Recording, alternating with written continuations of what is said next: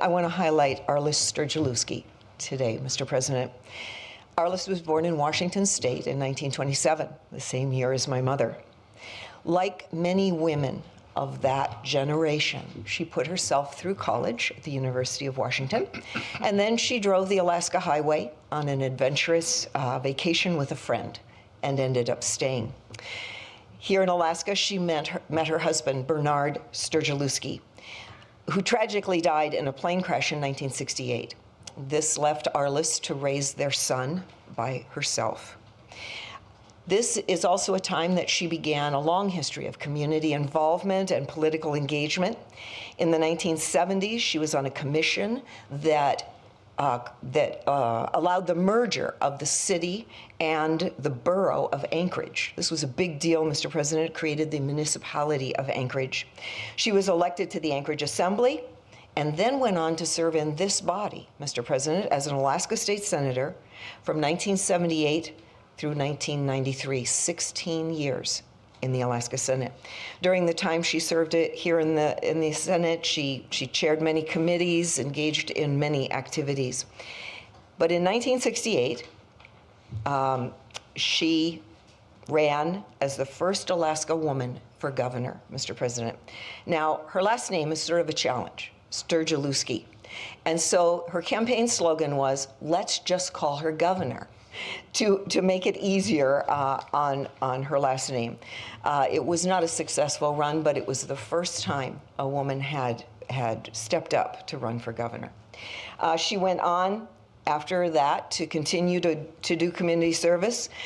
She worked to help shape the inflation proofing of the permanent fund and establish the Alaska Mental Health Trust Authority. Beyond her political position, she was also deeply engaged in education and civic organizations. She served as a trustee for the Anchorage YMCA, Sheldon Jackson College in Sitka, the University of Alaska Foundation, where she was also named Director Emeritus. She won a 2000 Anchorage Athena Award and served on the Community Advisory Board for the School of Nursing at the University of Alaska Anchorage. You know, these are all facts about her trailblazing, but Mr. President, the impact on individuals, the mentoring that she did, lives on. In my office, I have a staff member, a very young woman named Paige Brown. Paige is in her early 20s. And so I asked Paige to do a little research on Arlis, and as she was looking up information about Arlis, she was struck. Paige is an Alaska-born girl, and she said, "Boy, this woman was pretty impactful. I should know about her." So she called up her mother, who was also an Alaskan girl, and her mother was delighted to talk about Arlis. You see, Arlis had been her mentor. In high school, as a high school student, 18 years of age, Paige's mother ran for the Anchorage School Board and was elected. Very young, and Arlis mentored her. Arlis reached out and mentored her through those years. So pretty exciting, Mr. President, especially for Paige's mother to be able to tell her daughter about this amazing woman.